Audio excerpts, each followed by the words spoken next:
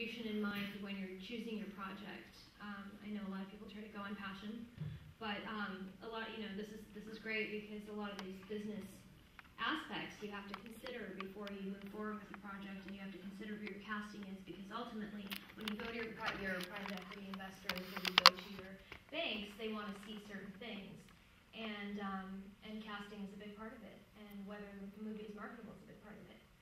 You got to back up into it. I mean, you really have to see. I pulled up Variety today, and for your purposes, your list of distributors are as follows: Apparition, IFC, Fox Searchlight, Magnolia, Strand Releasing, Roadside Attractions. Freestyle is a little bit of a side thing, but yeah, it's on there. Here for Walling, and Sony Picture Classics. That's it. That's all there is. And so you need to know, work with your casting director. You need to know, work with your sales agent. First of all, can you raise enough funding to make the movie? But you also need to know. I had a conversation with Jill Gwen at Fox Searchlight, trying to entice her into a great film that a client of mine has made. And she was telling me that the way they determine which films that they pick up, choose to distribute or not, is based on 3 votes. She's the CFO. It's also based on the CMO's opinion and the CEO's. And if one of them doesn't like some component of a great movie, the movie's not great enough to be released. And the deal breaker was they all loved the film, they could sell the film was the right budget, they could make money on the film. They didn't like the female lead because she's a pain in the butt to work with, and she would be difficult doing the press tour and the marketing commitments. Now that seems insane that would be the deal breaker, but in a market this tight, you got to start and back up into it. Talk to your casting director. Check out, you wouldn't think if she's talented enough, she's the right person to cast in the movie. Not necessarily, because you got to look at it as all the different components in selling a larger piece of machinery. There's so many moving parts to it. So reverse engineer everything, from who's releasing to then how that casting is influenced to then have all this lined up before you approach a private equity investor. Hey, Michael, how would you determine what you see with that one?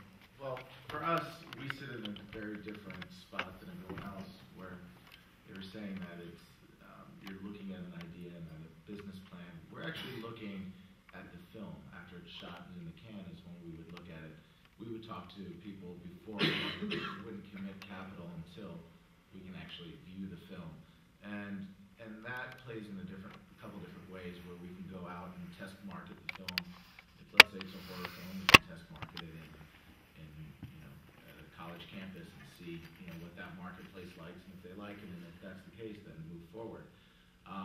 And understanding the marketplace and who you're targeting, how many screens you need.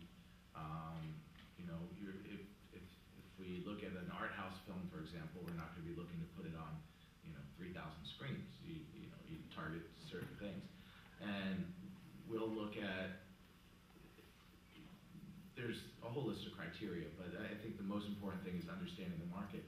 And to kind of go back, I guess to play devil's advocate to some of the things you guys were saying, we talked about casting and such, but if you also think about some of the breakout films from this year, like District 9, and even this weekend, 2012, they weren't huge star-driven films, but at the same time, you have films with Clooney and such, and they're not really bringing in the money. And so marketing is critical, and having a good script and a solid film that translates well to an audience is the most important thing. And sometimes, yeah, you need the stars to bring people in, but Twilight's a perfect example of just a great script, a great concept, but the people behind those films and the marketing budgets behind those films are what put it over the edge. That's what got people into the theaters.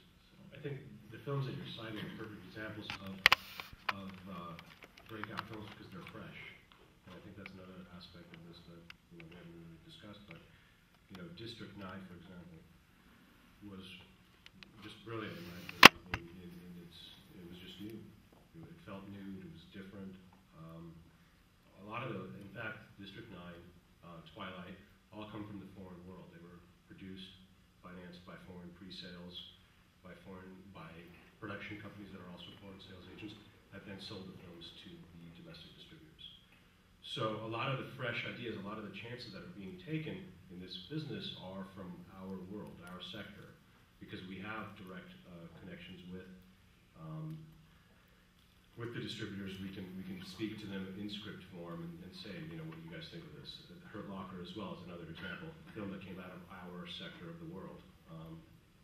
But you know, for example, Bill Mechanic spoke with you like a month ago at the production conference that IFTA put on. And he also cited District 9. There's something about a film that comes out of the indie world that is not trying to imitate what the studios are doing.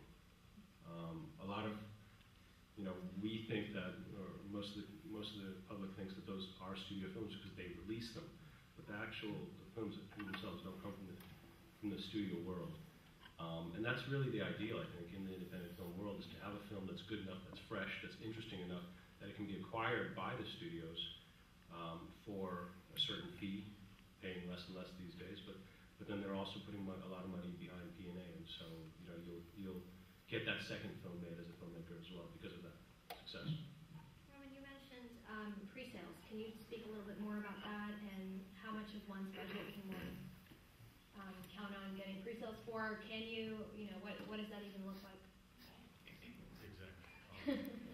You know, to be honest with you, it's a difficult, it's pre-sales, just assume the pre-sales don't exist anymore. They do only for really big films.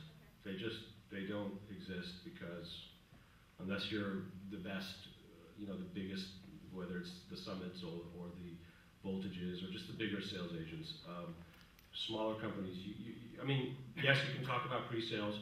I mean, I don't think, you know, to answer your question, you know, you're not going to, you know, you should always find equity. Your pre-sales should be, you know, anywhere from, I don't know, 40 to 50%. If you're lucky, it's going to be considerably less because banks don't cash flow at that rate. So it depends on what kind of distributors you're dealing with also, because their level of worth to the banks comes into play. And you can get into that a little bit more. But really, unless you have a really high-level, multi-million-dollar film with, you know, Matt Damon or Brad Pitt or somebody on that side, pre-sales are not really a factor. So essentially, your funding sources are going to be private equity, banks, and tax credits, right? Well, it depends what your budget is. You know, if you're doing a small film, do it for under $2 million because you can. I mean, forget about the above the line. I'm of the opinion, and this hasn't changed. I thought this way for the last 5 years. You can get any actor out there that's ever been in an indie movie for about $300,000. I don't care who they are. Oscar winners, everybody. If they've ever done an indie film, if it resonates, you can get them for that. So don't even think about the above the line.